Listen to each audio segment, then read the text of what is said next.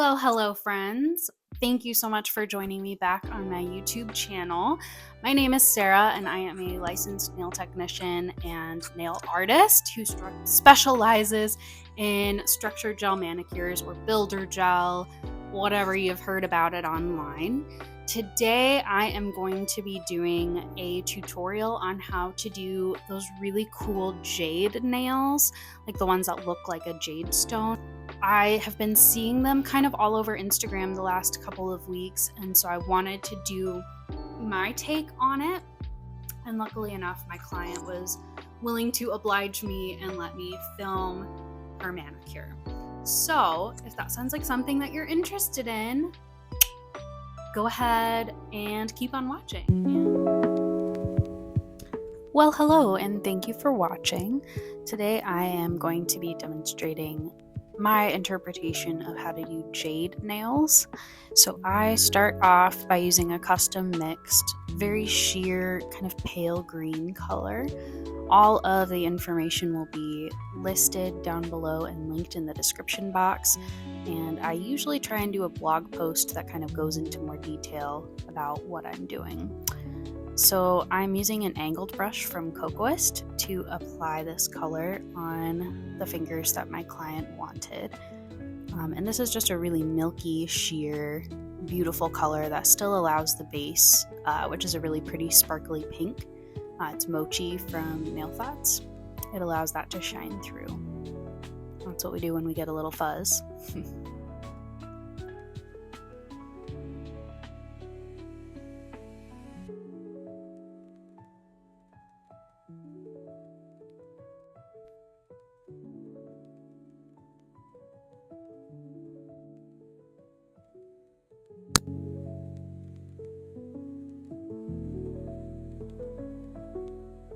And then I like to use my little lamp to flash cure it. Now I'm going in with a sheer jelly dark forest green color, also by Kokoist.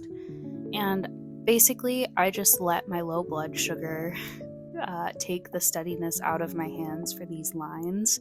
And that's what gives them that really organic shape and movement. So this is what my hands are like if I don't do anything to stabilize them, or if I haven't eaten, which is not good. Don't do that. But I'm just kind of making random lines because that is how stones are. They're not perfect and orderly. They are kind of a mess. Then I like to take a really small square flat brush and just kind of press the gel into itself before I cure it. And this is kind of fading it, giving it more of a feathered look. And using the jelly green really helps to achieve that look as well.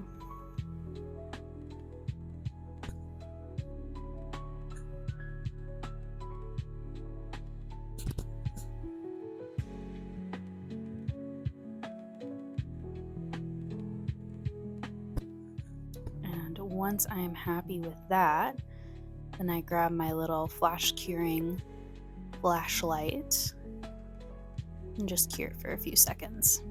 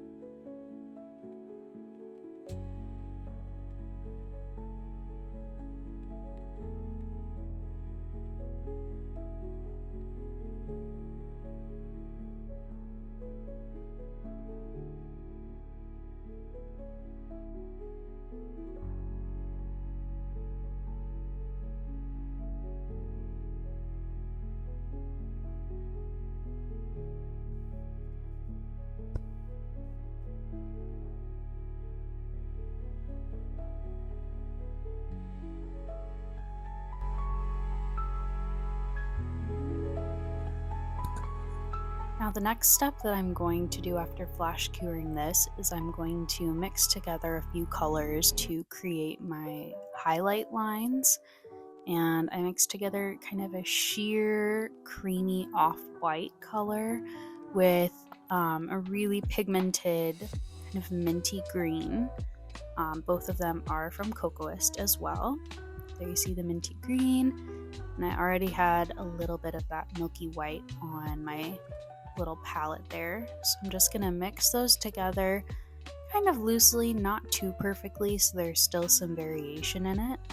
And then I just draw more loose, squiggly, low blood sugar lines over top of the darker green ones. And I do a different shape so that it doesn't look too uniform. And we're going to do the exact same thing with the little flat brush and just kind of smush all of the colors together and blur those lines out.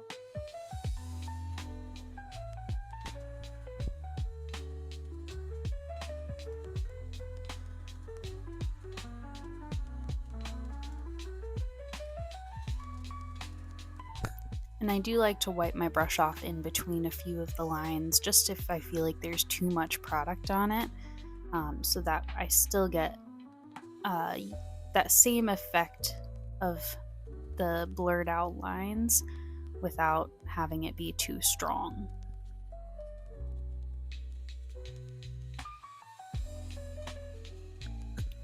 And I know it might look a little bit rough now, but just trust the process. In the end, it will all come out beautiful and smooth.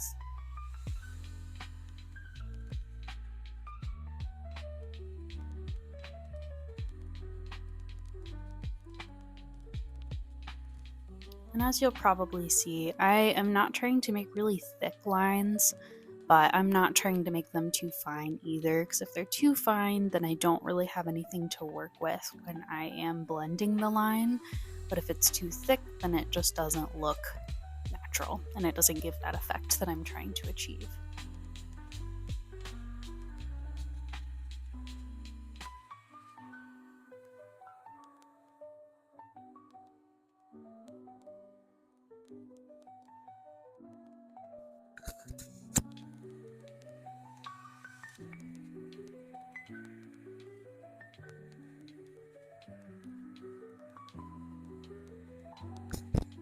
And I kind of try to go along the same edge of each line. It's not always the same, but I feel like it looks a little bit more natural if I do that. But I'm not super particular and strict about that either.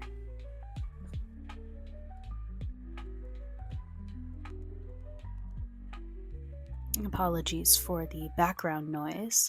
My wonderful husband is making pancakes for dinner while I work here, so.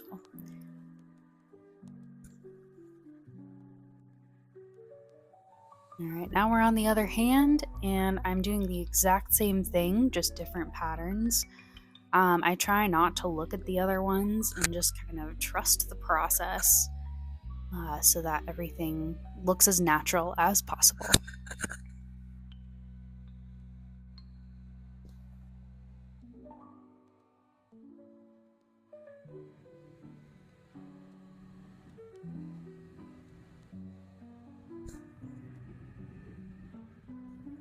And shout out to my lovely client here who is making sure that I was in frame the whole time and that you all could see as much of what's going on as possible.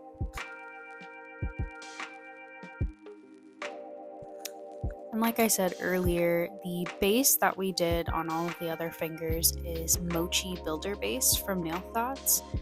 And we applied some extra short almond nail tips from Après, the Gel X tips, with the Kokoist Gelip Bond base, which is my absolute favorite because there is no heat spikes in it and it holds on like nothing else. It is really a treat to experience, so I highly recommend it. But we applied those tips. We shortened the length quite a bit just because my client had really short nail beds on this day. And we didn't want anything to be too long, because if it's too long, it doesn't really stay because there's nothing for that length to adhere to.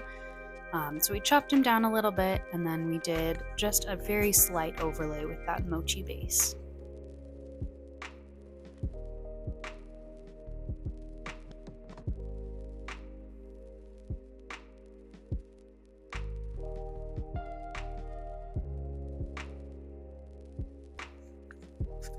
And if you'll notice the little palette that I'm using, it's very lightweight because it is a disposable palette.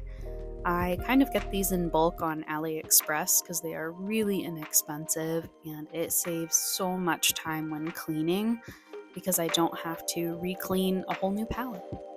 And this is the smoosh brush that I'm using from Nail Thoughts. Just like the brush is named, we just smoosh the lines in. And this whole technique is actually one that I learned in a certification course for Nail Thoughts through Kokoist. I took this course back last year, at the end of last year, and we did a rose quartz design. In my opinion, it kind of looked like raw chicken. That's not its intent, and I know that, but I just couldn't get it out of my head. So I really wanted to try the technique with different colors. So I've done it with purple for amethyst, and now this jade, and they've both turned out really, really lovely.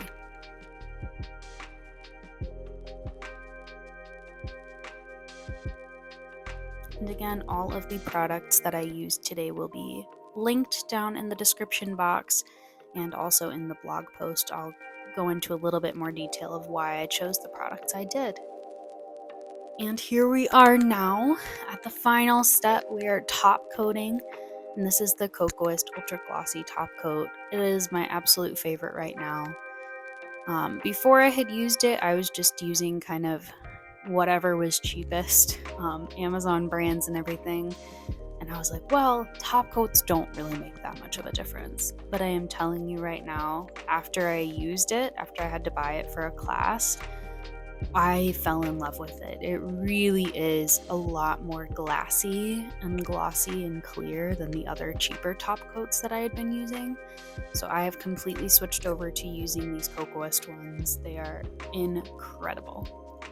And as you'll notice, I'm painting over the jade designs, and it is just blending everything together, making it really look like a stone. My client even mentioned after we were done that they looked like real jade nails. So that was really, really nice to hear. And this top coat is really what pulls it all together.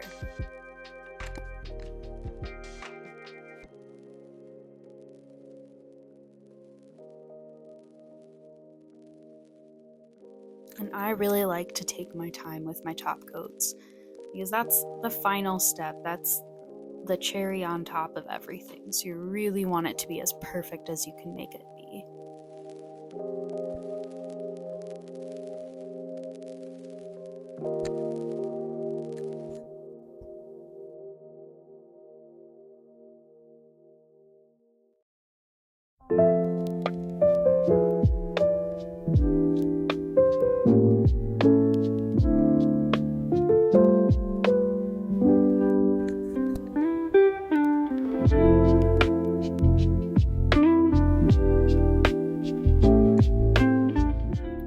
Happen to try out this technique, I would love to see what you come up with.